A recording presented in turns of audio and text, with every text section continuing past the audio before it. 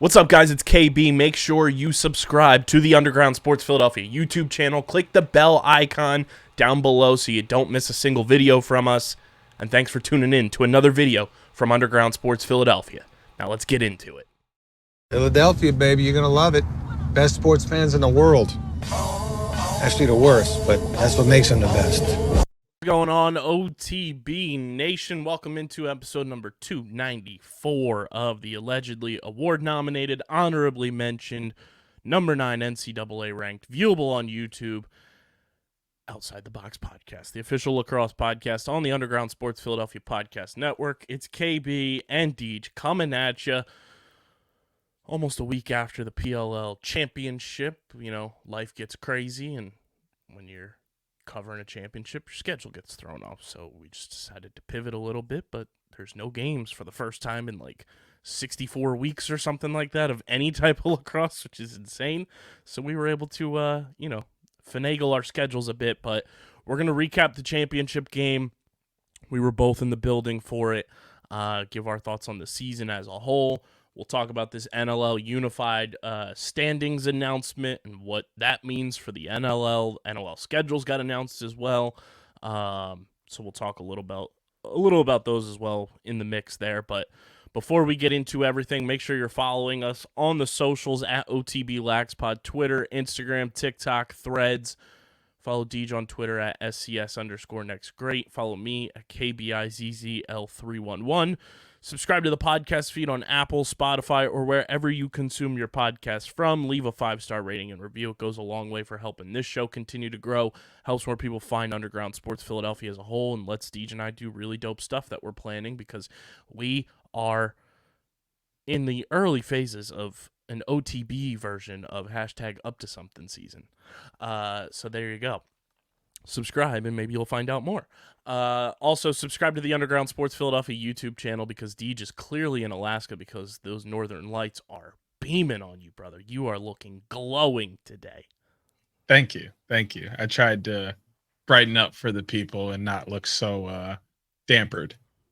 The Borealis lights are shining.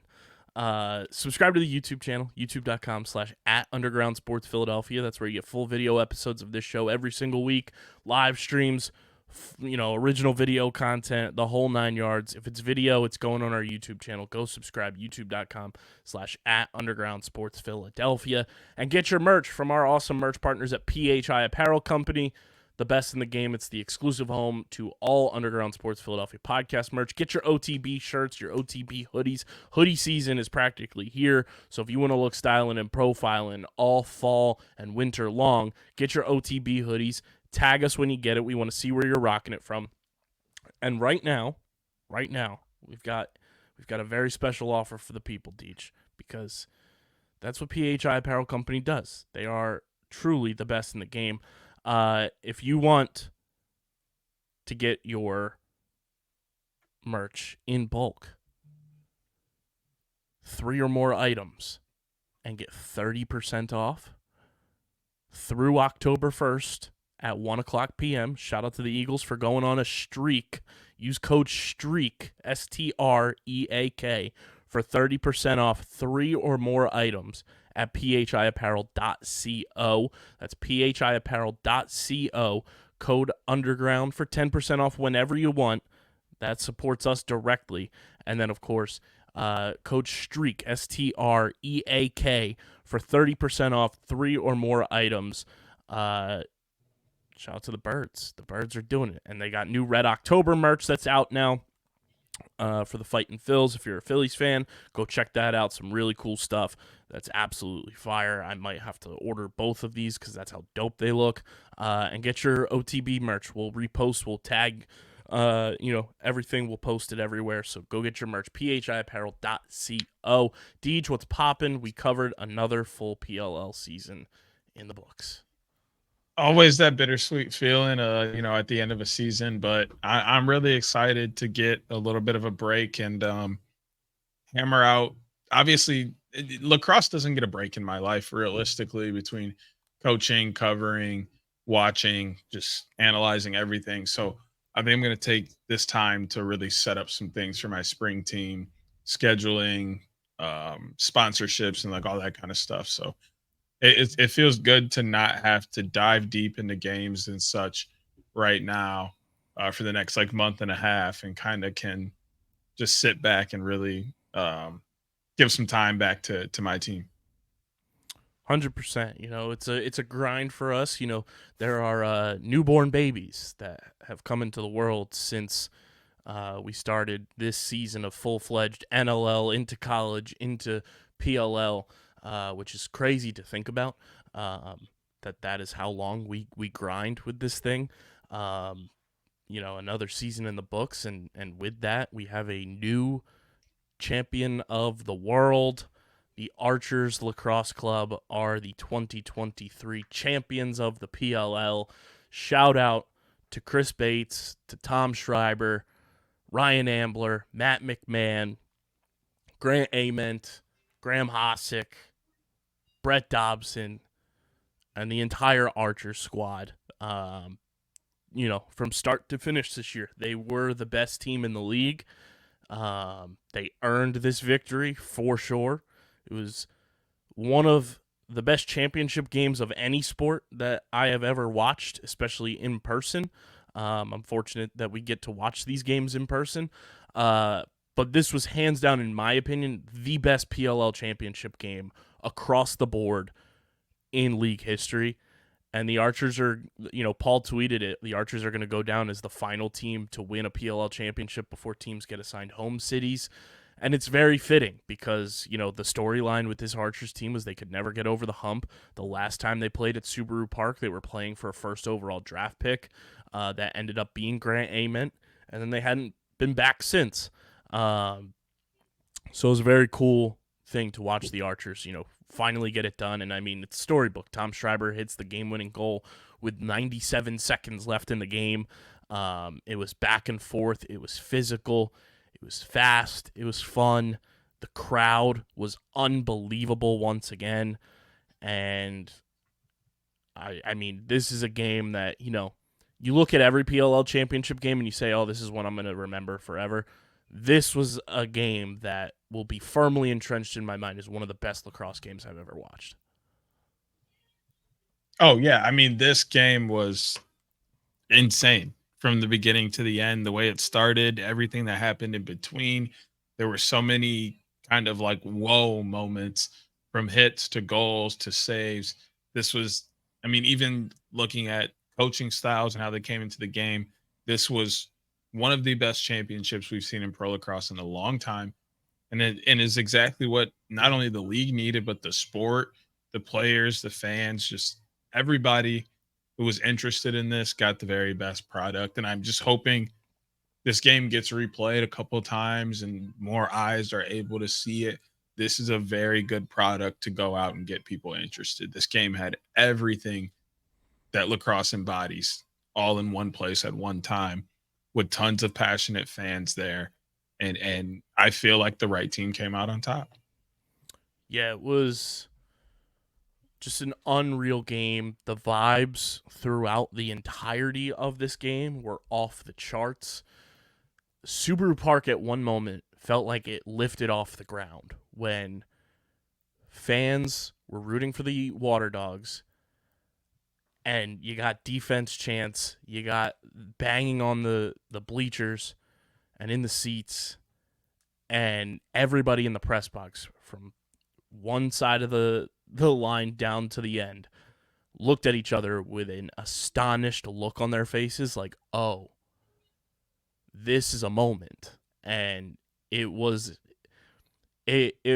took the Let's Go Redwoods chant in 2019 in Ohio and almost made it look juvenile.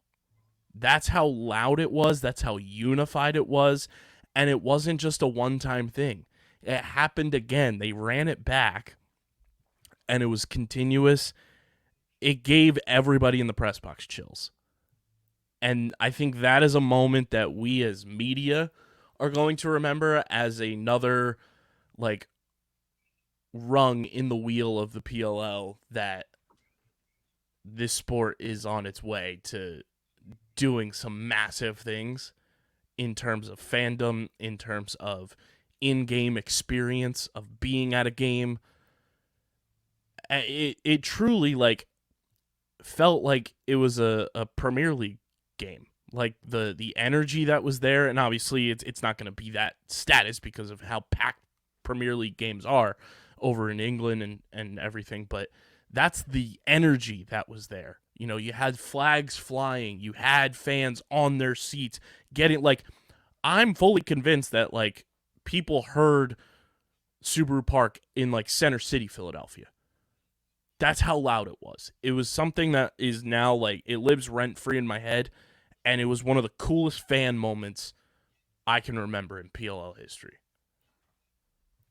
Oh, I mean, I think I remember the first one popping off, and I just like turned and kind of just looked, and my eyes were like, they just shot open because it was like, wow, that is loud. And then like they got to stop, and then they like scored, and then they got to stop again, and it was like louder. And I was like, that's scary. Not because the Water Dogs are getting momentum and I didn't want them to win, or I was pulling for the Archers, but like scary good. Like hearing those kind of things is what every player wants to hear.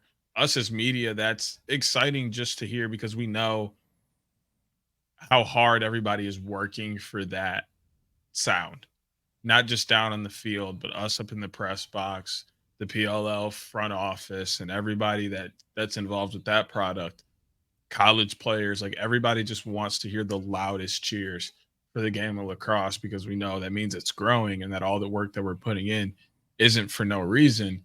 So it was just one of those like aha moments for a lot of people. Like for people who say that lacrosse isn't growing, doesn't have popularity, can't compete with X, Y, and Z, it was kind of like a you're wrong moment. Yeah, it was an awesome game, and like to see an original six team claim a championship, take down the defending champs, like that's good for the league as a whole. And it would have been cool if the Water Dogs repeated too, because it is an expansion team running it back, and how difficult it is to win a championship. Would have been cool, but like to see an original six team win that had that burden of never getting over the hump.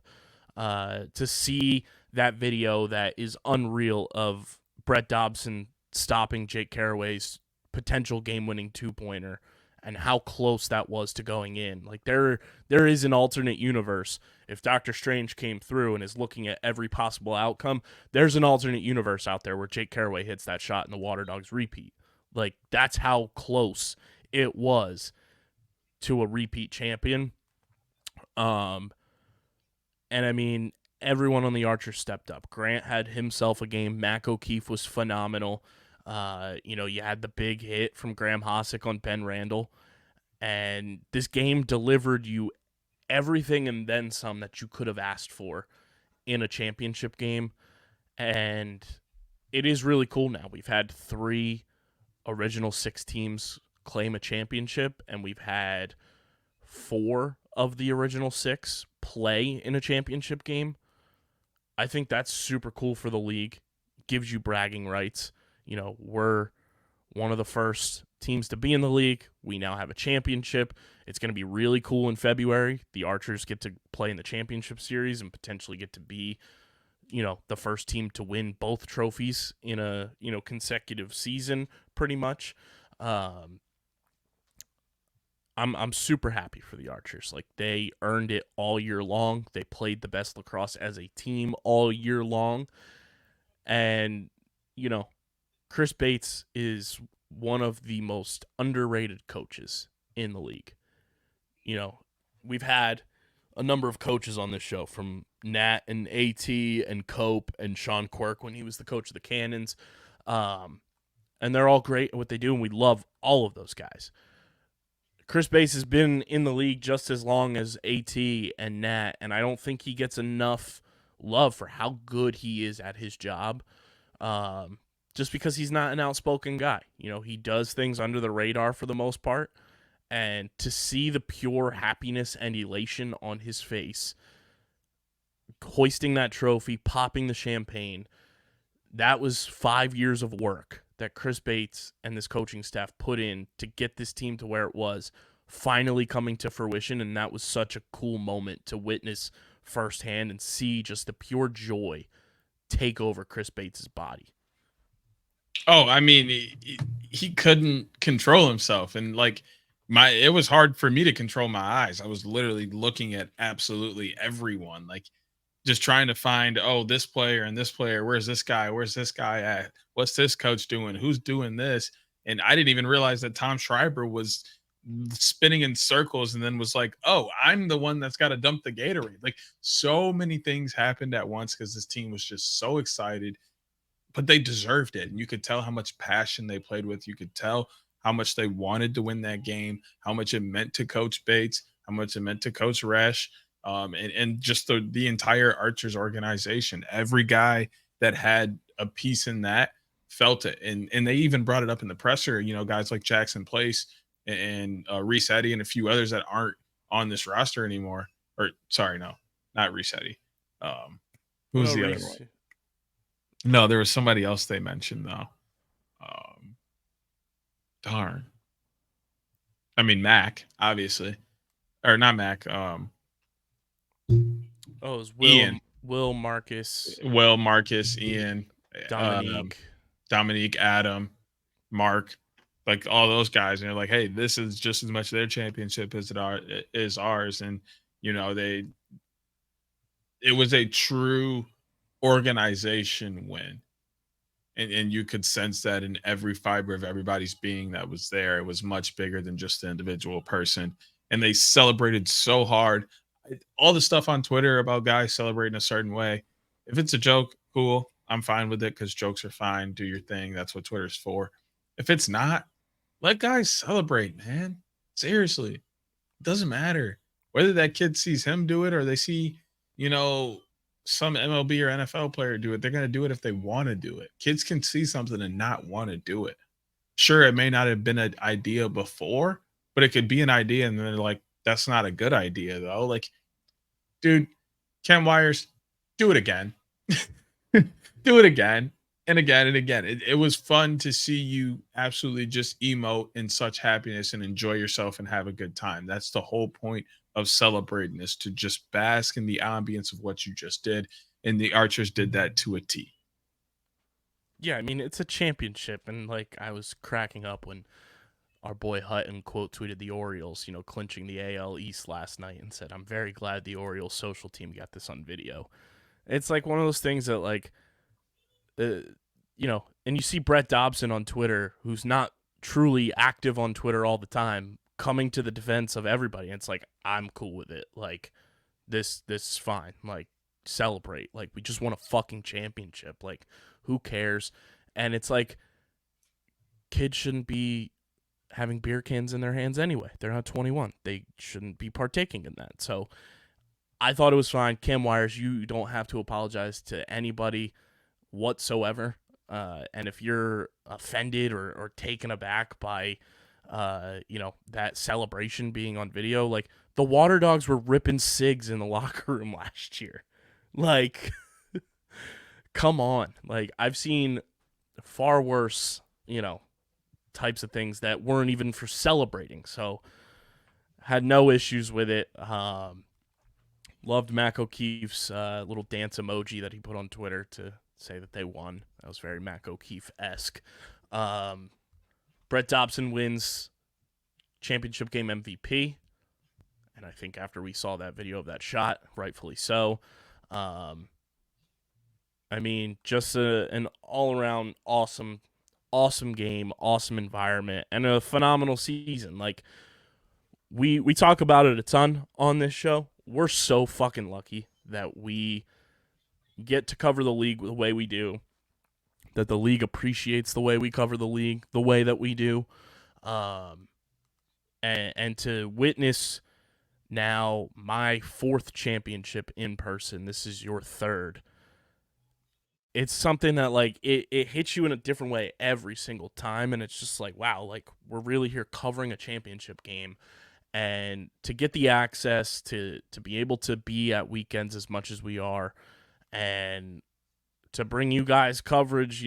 We wouldn't be doing this without you guys who listen, who follow along with us on social, and it's truly one of the coolest things that Deej and I get to do in our lives. It's really that simple. Like, it's crazy that we get to go and cover these games and have been doing it since the league's inception, and to have Mike and Paul Rabel as, confidants and people who support us and are in our corner and want our content out there is so fucking cool. And, it's one of those things that 9 months of grinding through the mud of covering this sport, and obviously from June to September, we're doing it with the PLL hardcore. It really pays off on championship day when you get to see somebody celebrate the joy and successes of their accomplishments. This season was so dope. Oh, I mean, the opportunities that we get in our position as media with our podcast, not only our access to players and coaches, but just being able to talk with the front office from time to time at weekends and, talk to them about certain things, gauge their interest on certain things, or, get their opinion on how certain players are playing, how certain teams look, their coaches. There's just so much information and knowledge they offered us, but also just a sense of love and care and belonging that they also gave to us as well is second to none. And being so close to a sport that I love and is growing as we are growing is also just, it's phenomenal. Like it allows us almost like I don't want to say a free range platform, but like there's less pressure to be a certain way or to do things a certain way, or to, fight through a barrier of, oh, they know these people, when they're getting to know everybody. And we've been around since the beginning. So they already do know us at this point. And then you think about the product they're putting out on the field every weekend. It's fantastic. Like every weekend there are great games, whether it's blowouts or not. They're going out there, giving their all, balling out. They're staying 20, 30, 40 minutes, hours after games, as fans are lined up around, giving autographs and handshakes and taking pictures and whatever else it is that the fans want. It's the camaraderie around the league starts in the front office. And they do a fantastic job of showcasing their gratitude for everybody who has a piece in the success of the league and everybody who's making things happen in the league. And I mean, hey, I couldn't be more proud to be covering any other league than the PLL. Like they make it so easy and so fun to cover. I'm just excited that, I got an opportunity to get out 4 or 5 times this year and be out and interact with the fans and the players, coaches, but also that this bond is still here and I'll be able to do this again next year. Yeah, it's one of those things that, like, we get to do this and it looks cool and everything, but it is, it's a grind for us to be there, and it's cool when it's like we're there and I'll be somewhere and we're waiting for you to fly in and everybody's like, where's homie at? And they just know that, like, it's kind of this thing that, like, we are there. Like, we're going to make sure we have boots on the ground because we want our presence known in the PLL and in the lacrosse community as much as possible, with this show that we do every week, and just making it a community, that wants to talk about lacrosse in a fun way and have fun doing it, and not always X's and O's. And that's what we strive to do, and to be able to travel the country as much as we did this year, meet new people, meet people that we knew virtually through social media this year, getting recognized in so many different places by different people was fucking crazy.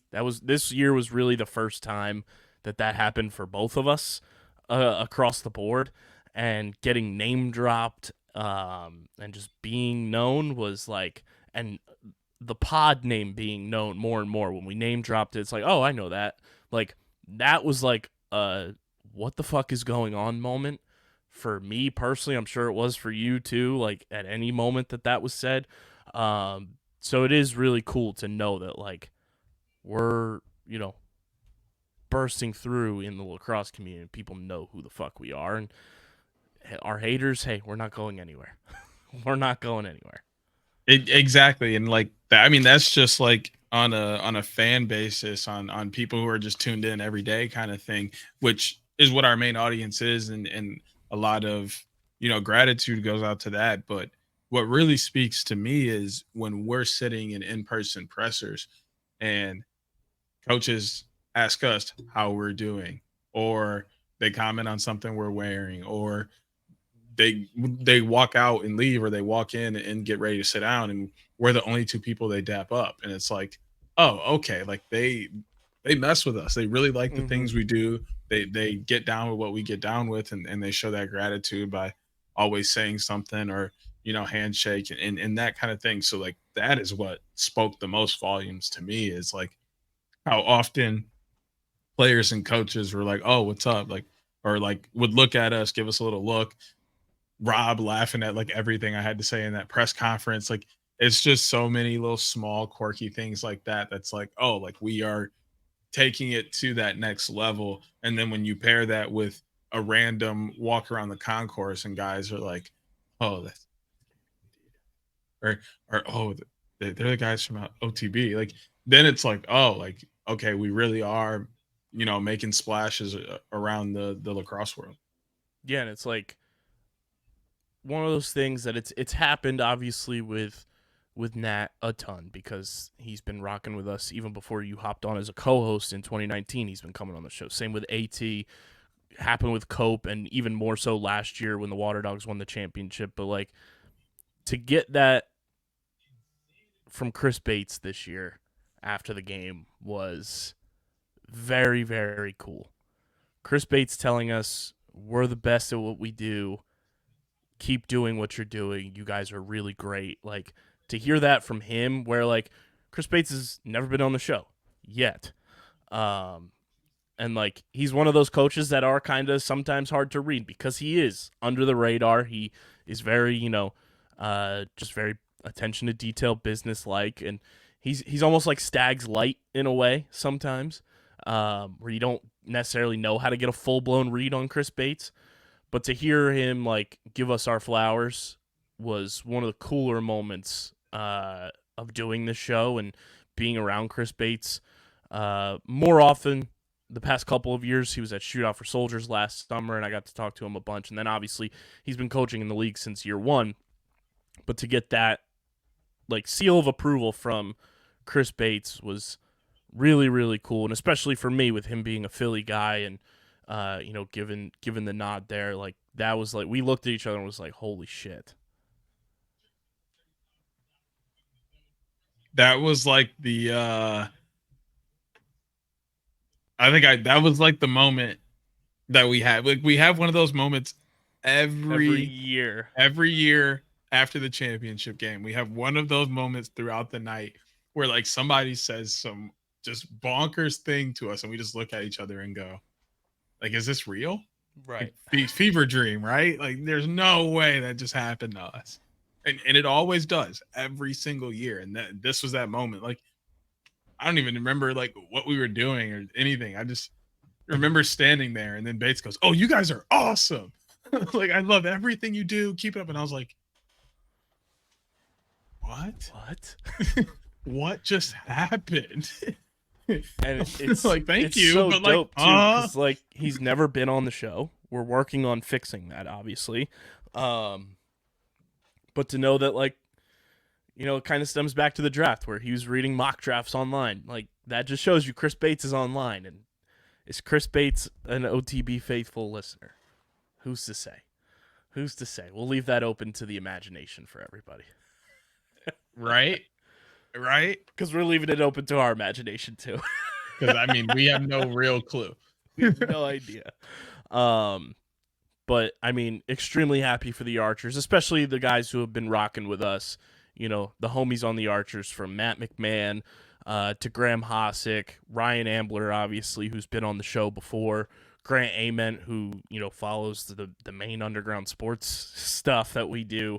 Tom Schreiber, who has been everything and then some in terms of just generous and kind and supportive from 2019 on, from the moment I met him.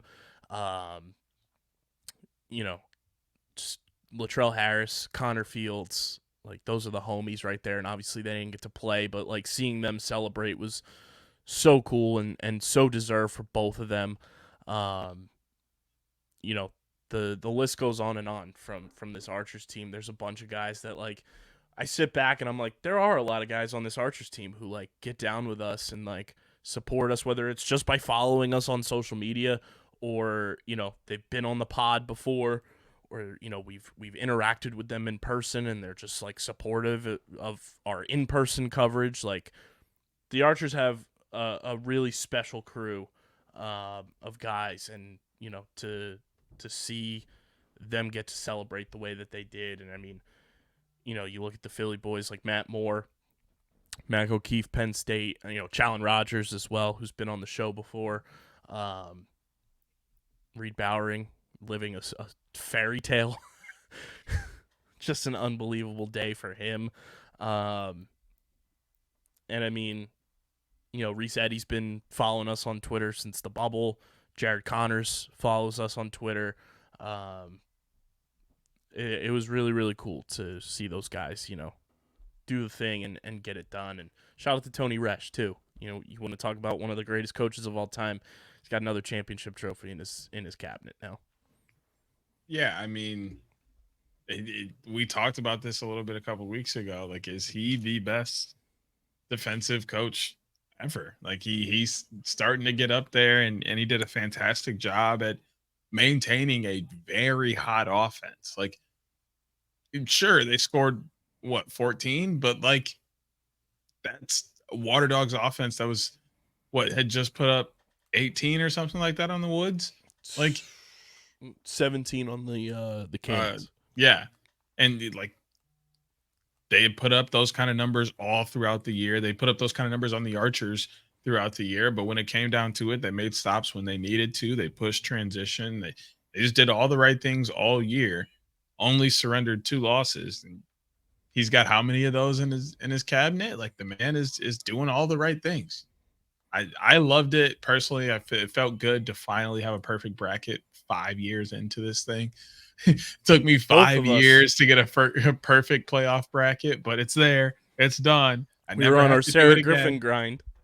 Never have to do it again because I did it already. Yeah, and I'm happy. Fun. It was a very good Sunday for me. Yeah, the Packers won. It was a very good Sunday. I don't know if I'll ever have. I don't know if I'll have another good Sunday like that for a while. Yeah, and I mean, I know we talk about it a lot, but I mean, Tom Schreiber is one of the best humans on the planet, and to see Tom with so much joy and elation and get that championship that he has longed for in the PLL, and not that he needed a legacy game whatsoever. Like, Tom Schreiber, when it's all said and done, is a first ballot Hall of Famer any way you dice it up. And to see just how happy he was, the shit-eating grin on his face, getting asked some funny questions in the press conference after the game. To see Tom like get the ESPN Sports Center, you know, spots leading into this game. I couldn't be happier for somebody than Tom Schreiber to get that ring this year. He had an unbelievable season. He's the MVP for a reason. And, you know, Tom is genuinely one of the best humans I've ever met in my entire life. And if there's anybody that like deserved this, it's Tom Schreiber. And he's truly just like the best of the best. And, you know, it sounds redundant, but that's what he is. Like, he is such a great person. And that's not even going into how great of a lacrosse player he is. And that's the cool part about doing this podcast as somebody who's never played the game, is I tend to dive into the human aspect a lot, and to see good people get rewarded with things that they deserve brings me immense joy, and that's in every facet of my life. So to see Tom grind the way he did this year, really take on an added leadership role with this team with the departure of so many guys in free agency, and really make the Archers his own.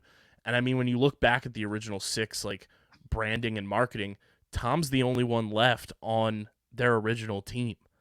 That's the crazy thing to think about. You know, when you look back, it was Miles Jones with Chaos. It was Kyle Harrison with Redwoods. It was Paul with Atlas. It was Justin Gutterding with Chrome. And then it was Tom Schreiber with the Archers. Tom's the only one left as a face of the franchise type of guy. And then with the Whips, it was Drew Snyder. It wasn't even Rambo. It was Drew Snyder for Whip Snakes in that original marketing package. So to see Tom like get to be on top is truly one of the coolest things, and couldn't be happier for number 26. Shout out Captain America. I think it was just a matter of time. Like, he definitely deserved it. He's worked hard for it, and the elation on his face was one of the cooler things to see of the day. But realistically, it was really only a matter of time. He reaches this level, this pedestal, the stratosphere, and every level of lacrosse he plays. So it was only a matter of time before he got here. He just needed to have the right people around, the right mindset, and it all fell into place this year. And there's a good chance they do it again. Like, he's a fantastic leader. He loves playing. He's in good shape. The guys around him are enjoying themselves. He's still in his And prime. Wouldn't be the first time we've seen a repeat champion. He looked great this year, and it was just nice to see him get to a place that he was expected to get to so early. It's always nice to see one, check that off the list and kind of just relax and breathe, see the weight come off their shoulders. He literally might have an even better year next year because there's no pressure whatsoever on him anymore. He's still in his prime. He's only 31 years old, and he's the oldest player on the Archers. This Archers team is poised for years of being able to be competing for a championship, which is very, very exciting for the league, and to see, what happens when teams get assigned cities and stuff like that in November. It's going to be a wild time. Shout out to the PLL, from Mike and Paul to a certified homie from Championship Series on. Grace Hamilton is the fucking GOAT. Like, truly best of the best at her job, and made this year unbelievable for every member of the media. She is the best, deserves all the flowers. Shout out to Grace, Sarah Griffin, Joe Keegan, the entire PLL game day staff that we see on a week in and week out basis. Obviously Emma, Liam, like people who support us top to bottom, like to have effectively an entire league, even Rachel DeCecco, like to have an entire league that like gets down with us and supports what we do content wise, and knowing we're not your traditional, journalistic media. Like, we are a podcast, we are digital media, we are having fun, we're making jokes and like covering the sport in a way that I feel like every sport should be covered, and that is the mission of Underground Sports Philadelphia as a whole.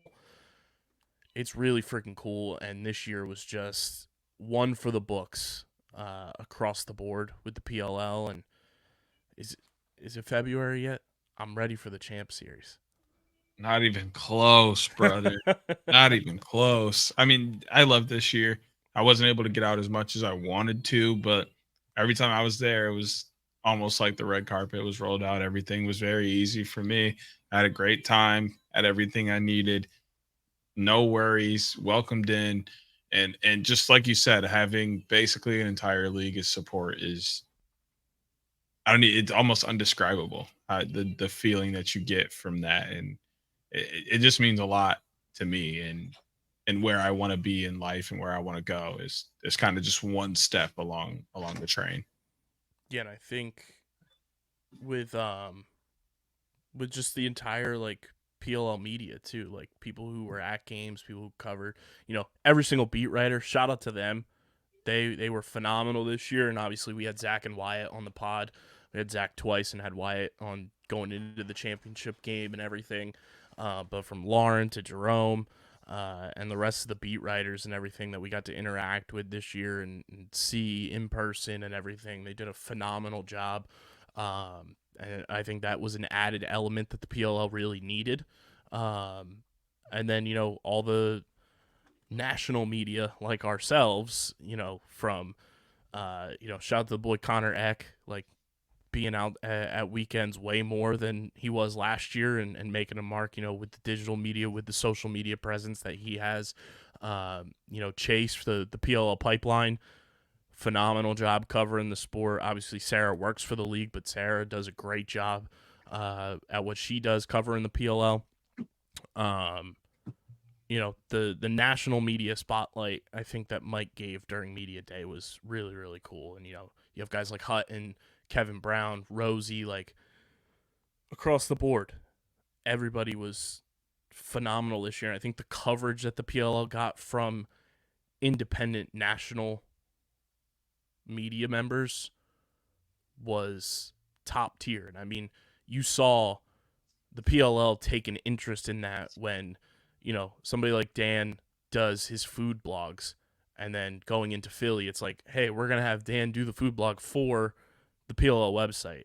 I got featured on there for things to do in Philly because I'm from here. Like, to see the PLL utilizing the national media for their platform as well, I think is a huge innovation for how the sport gets covered. And, everybody on that quote-unquote national media spotlight too, like, hats off, like, phenomenal job this year across the board. Yeah, I think we oftentimes don't, say good job to each other enough or congratulate each other enough, or even ourselves, just because we're like, oh, like, it's just work. It's what we do. We love it. It's our job. It's our part in helping the sport get to where it's supposed to be. But like, seriously, sometimes we have to take a step back and really think about how much we're doing as a collective in the media world and pushing lacrosse to where it wants to go, from tying in a food blog and things to do in an area to the X's and O's, the best players, the things that they are interested in outside of the game of lacrosse. What do they have going on in their personal lives? All of these things matter, because when you look at the NBA, what are some of the biggest stories? The fact that Jason Tatum was eating ice cream at the local bar with Jaylen Brown. Like, that's the biggest story that's ever going to come out of the NBA. Nothing about what they're doing on the floor. Like, we're getting to that point, and the appreciation from both sides, from both the media and from the league, from the players, the coaches, is the best part, because it's mutual, and we both want to help each other, and we both do whatever we have to do to make it work, which is why I think lacrosse is finally taking another huge step up. Is there are bridges being gapped that were some thought would be impossible to bridge. Yeah, 100%. And I think, you look at just the interactions on game day when we're in person and seeing, who has their connections with who from either doing interviews or coming on the podcast. And, didn't even mention, like, with the PLL, like, obviously the homie, shout out to RJ, like, another phenomenal year from him covering the league the way that he does it. And then Phil Shore as well on the national landscape of things. Like, there's so many people that, it gets lost in translation when you try to, keep track of how many people are actually covering the league. And I think that's a cool thing too. There's so many people covering the league now from what it was even last year, that the spotlight is there. And, to have those interactions, like you said, Kira McCardle loses a championship by 1 goal and leaving the podium makes it a point of emphasis to dap us up. Like, that's crazy.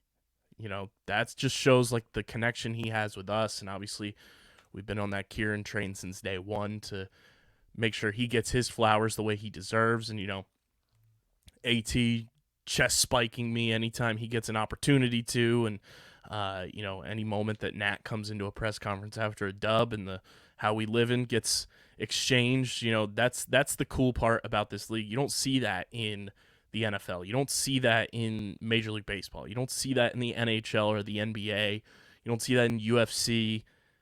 That's the unique part about this league, is that with it being so new, the relationships that were curated from the jump truly carry over and mean a lot, not only to us, but also to the players and coaches. And I mean, that's the beauty of growing with the league, is your career grows as the league grows, your connections grow as you continue to get better at your craft and continue to connect with coaches, all those things, and players, all those things better, not only, you know, the league and the sport, but just yourself, your craft, and just overall how you feel being that connected to professionals, however you want to put it, is next level. 100%. So a big thank you to the entire Premier Lacrosse League staff, players, coaches across the board. You know, this all really got started champ series for this season for us with the PLL. Then our, you know, goes to our draft night party where we had Jared Newman and Beast and Hutton and, you know, Newbie's terrible internet, so he couldn't join. And, you know, Jack Rowlett on FaceTime when Will Bowen gets drafted. And then it goes into the season and we have, you know, Flat Tire Escapades Part 2. And DJ truly got jumped into being an OTB host at that point.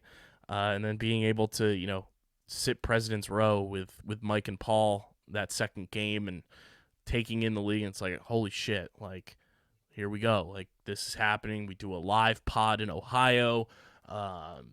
You know, Fairfield was off the charts again this year. And then, you know, you look at Baltimore was a movie, as it always is. And then, you know, you get the playoffs for us is always a treat, from Boston to Long Island this year, and then obviously finishing in the City of Champions.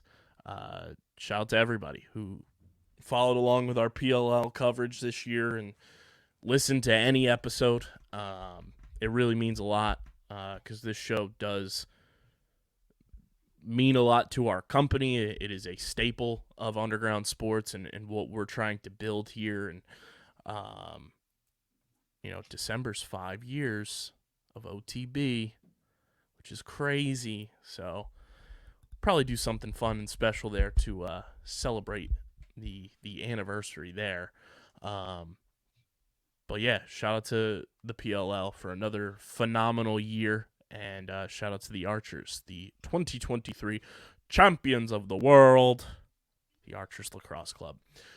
Before we keep it pushing, got to give a shout out to our pals at Kenwood Beer. Because, Deej, guess what? I don't know if you saw, Kenwood Beer has officially infiltrated the phenomenal, beautiful state of New Jersey. Oh, nice. Kenny's are in Jersey. They finally are here, and they are in the Philadelphia area as well. They're in the Pittsburgh area. They are in Maryland as well. So they are slowly but surely making their way to a state near you, and they are now in New Jersey. Go to kenwoodbeer.com and use the Kenny tracker. See who's got Kenwood Beer on tap in your area. Got to be 21 or older to do so. And, of course, please drink responsibly and smash Kenny cans on your heads responsibly. The NLL news that we hinted at last episode is here. Unified standings format, which means East and West are gone. It's just 18 games. It's just a full-blown league. No more East and West. And I gotta say, for an announcement that was as hyped up as it was, for this to be what it was, feels like they overemphasized the announcement. Just trying to stay relevant. Just trying to, you know, the bigger you make something, the better it is. Like, But I mean, realistically, I think this was a very good move for the league. There are a couple cons, but realistically, this was a very good move for the league. It's an interesting one. Some of it I like, some of it I'm like, that kind of stinks. Mostly when it comes to like the playoffs, because I do like the the added like emphasis to like the East West playoff rivalries that we've had over the past couple of years, especially with teams getting good, and then it's like, all right, you gotta beat your rival to get to the championship game. Now it's like, oh, the championship could be Buffalo and Toronto. The championship could be Colorado, Calgary. The championship could be, just But I like that just because like we're not at a point where there is legitimacy. Like I just there's not the best team out of the West, best team out of the East. Like best playing the best. That's like where this is going, and I think that's in there because lacrosse as a whole is still trying to grab the eye of the random fan. The best the way to do rat. that, I know. The best way to You do that dirty is rat. I mean, that's how they're thinking about somebody right now. But like that's the best way to do it is to put out the best possible product the entire time. And I think this does that. The only thing I think a lot of the cons come in the regular season with this. I think there are a lot of cons to it across the board. There's some positives, but I think there are a lot of negatives as well. Um, the each team playing each other, each team playing every other team once, plus 4 additional flex games, which is to preserve established rivalries and fan interest. Like, that part sucks in my opinion, because like you're potentially losing out on some of these rivalries that have been building and kind of like festering to get there, depending on what the flex games are for your specific team, obviously. But I don't know, the new, it was underwhelming news to me, and then also just like, man, like, okay. It's a big deal though. It's not a big deal to you because you're like getting into the NLL technically since it's only been 5 years, but like people who have been watching the NLL almost their entire lives, this is a big deal. They haven't done this in forever. Like going back to this motto of literally best plays best at all times is a weird switch because like you said, there are some teams that may not play a team that they're expecting to play twice in a year. I don't think it's that big of a deal because you're going to play them at least once. So it's not like you're losing out on playing some teams. You're going to play everybody at least once. The teams you play twice are the teams that hopefully your fans are going to want to see twice. Like I can't imagine Georgia not being on the Philly schedule twice. Which I'm pulling up the wing schedule specifically so I can let people know the games I'll be at this year.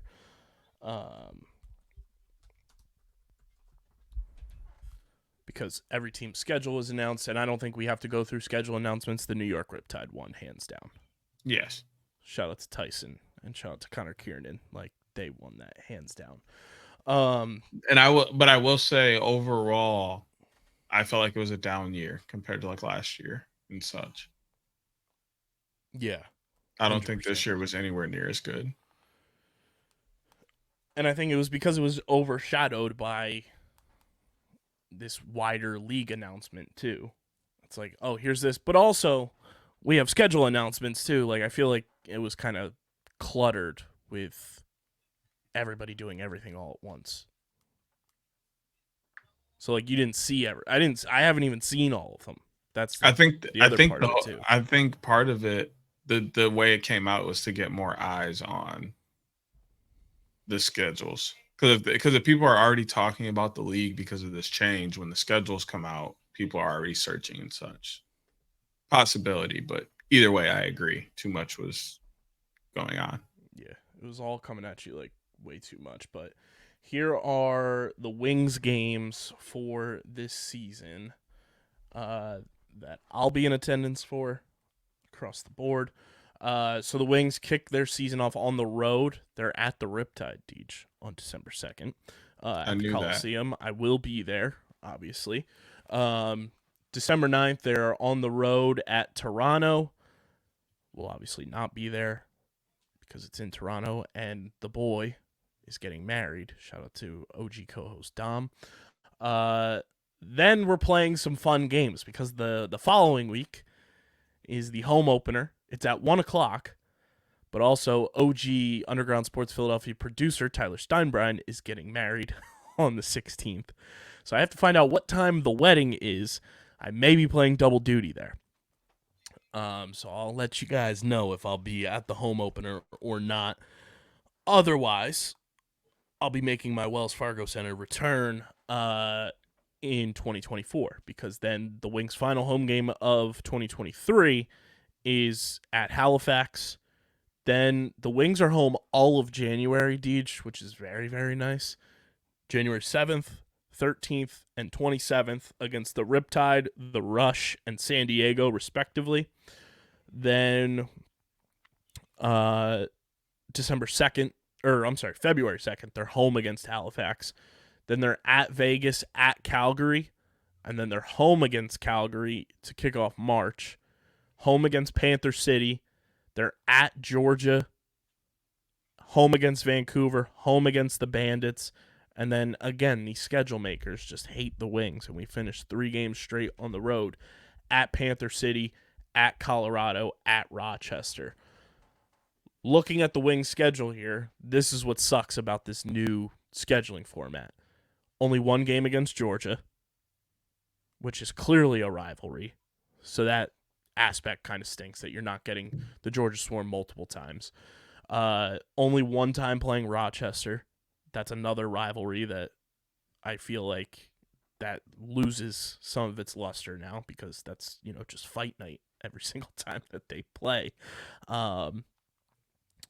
It's interesting that Panther City gets double dipped with the Wings. Obviously, you have the connection with TK being the head coach there. I don't necessarily view Panther City and the Wings as rivals. So that's an interesting Western Conference double dip, and then the other Western Conference double dip is Calgary, another very interesting one.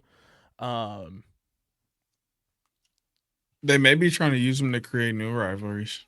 And then Toronto and Albany also only being on the schedule once is a bummer. Not that, I want the Wings to play Toronto as much as possible because they just beat them for the first time last year, but that felt like a rivalry from even back before the Wings came back. That was an established thing. The Rock and the Wings were rivals, and then Albany obviously is there from when they were the Black Wolves, and they are the original Wings, so that has that, relocation history and just bad blood there between the two franchises. So that's an interesting, takeaway there. Also, the Bandits only getting 1 game against the Wings. So if I was looking at a double dip West Coast wise, though, I would have thought at least San Diego would have been a double dip because the Wings and San Diego came into the league at the same time. So you try to build that up a little bit more of hey, we came into the league at the same time, and San Diego has been, arguably more successful because of just regular season success. I like Halifax as a double dip, though. I think that's become a holdover rivalry from when they were Rochester before, and New York, obviously, the New York-Philly rivalry is there. Just an interesting schedule, to put it bluntly, but I'll be at most of the Wings games. That's faux show. I think you're a little hard on it first year. It's just some weird double dips. It's like a tester. Just ride out, see what happens. I was a bad test taker in school, so I don't like tests. I mean, I don't like tests either, but just let it ride out, see what happens. Maybe they change it next year because this year doesn't work. And they're like, oh, these games were not good games. Let's go to these games. And honestly, just seems like Philadelphia picked the wrong games to double dip on. I would assume the teams have some type of say in who they want their flex games to be against. I couldn't imagine that the league's just going to go, oh yeah, we're just going to pair these teams together just cause. Like I would assume they're asking like, oh, if flex games, if you could pick 6 teams that you would want to have in the flex games, who are they? Not saying that the league's just going to take that and run with it, but they at least have some consideration. I would assume. Well, I can't imagine the league put in here. They said scheduling will be rooted in competitive equitability. Say that 10 times fast, and schedule parity, with each team playing every other team once plus 4 additional flex games. Blah blah blah. And fan interest showcase games with impactful storylines and highlight star player matchups. And a lot of the stuff with the NLL, because more than half the teams share arenas with either an NBA or NHL or both team, comes down to when you can schedule games, because I know for a fact that like the Wings get like 3rd to 4th priority when it comes to scheduling, because obviously you have the Flyers who get number 1 because it's their home arena. The Sixers are then number 2. Villanova basketball is also in the mix at the Wells Fargo Center. You also have concerts and comedy shows at the Wells Fargo Center, coupled with the Wings, so it's a matter of fitting them into the overall schedule there. And I know that goes into effect with teams like Colorado, teams like Buffalo. There's another team too that I know like shares an arena with multiple that I'm just blanking on. Who is it? It's Colorado, the Wings. The Bandits obviously share with the Sabres. Are you sure? And that might be it. I don't know if Vancouver shares with the Canucks. Maybe. But because I know they're owned by the same group, but I don't know if they share. And does Panther City share with the Stars? Panther City shares with the Dallas Wings, so they're like opposite. Oh, okay. Yeah. Until the spring rolls around, but no, because Dallas Stars really just do like training camp and stuff in the spring. Yeah. They don't really get started until after season's over. So there's not too much, if at all, overlap there. And then like San Diego's their own arena, Georgia's their own, Albany's their own, Halifax is their own. Riptide share with the Long Island Nets, but that ain't the same. It's not the same as scheduling with an NBA or NHL team. Toronto's in their own arena, I'm pretty sure now. Calgary doesn't share with any. Do the Roughnecks share with the Flames? It's a possibility. Let me check. I forget. Vegas is their own. I should know that now. Saskatchewan's their own. Yeah, know your team, bro. Hey, don't come at me like that. Don't come at me like that. Figure that out. WestJet Field is Scotiabank Saddledome.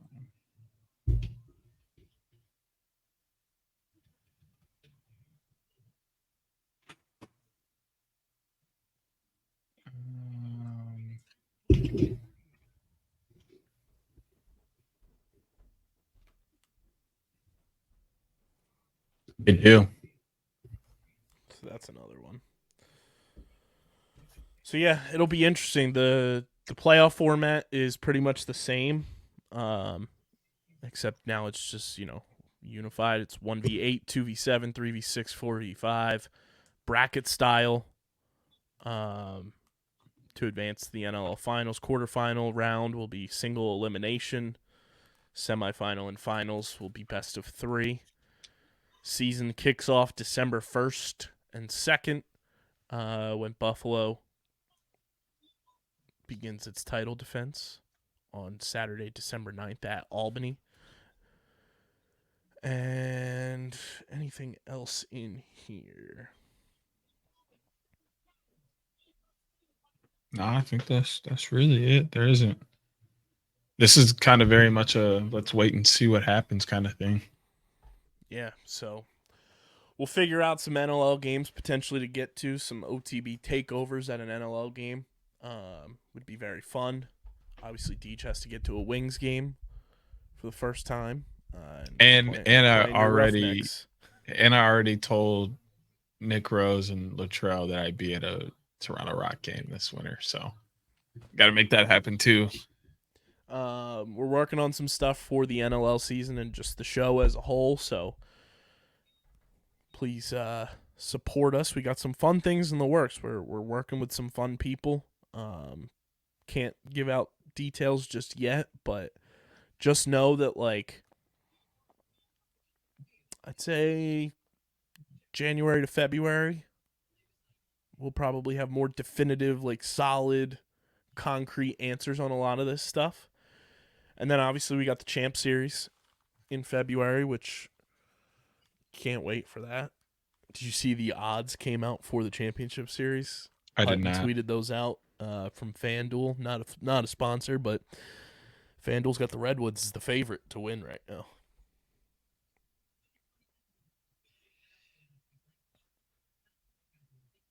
I don't know. That one's tough. It's wild. That one's tough.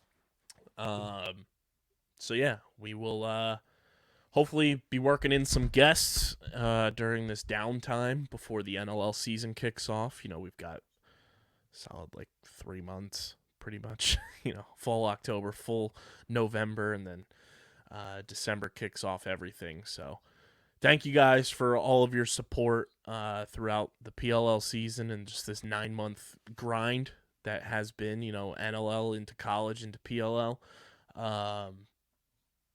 Appreciate the hell out of you. And Deej, we did another season, bro. Dude, this was great. Every year it just gets better. Thanks to the people. I never have much to say, but thank you so much for this year.